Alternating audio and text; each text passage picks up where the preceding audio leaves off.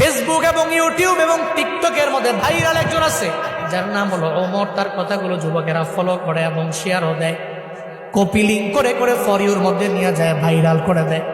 আমি গতকালকে তার একটা ভিডিও দেখলাম, তার মায়ের মানে সে কেমন এটা আমি জানি না, তবে এই ভিডিও দেখার পরে আমি দেখলাম যে মা পাগল ছেলেটা চোখের পানি ফেলায়া মায়ের জন্য কান্দে।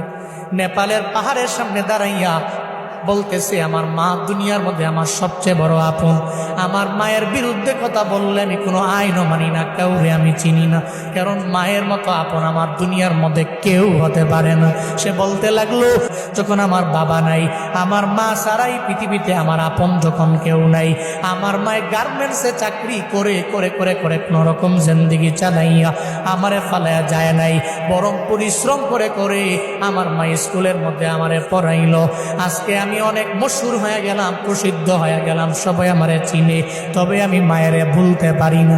নেপালের পাহাড়ের সামনে দাঁড়াইয়া বলতে লাগলো, মা জীবনে কোনোদিন আপনারে আই লাভ ইউ মা বলা হয় নাই, আমি আপনারে ভালোবাসি, আমি আপনারে পছন্দ করি, এটা বলা হয় নাই।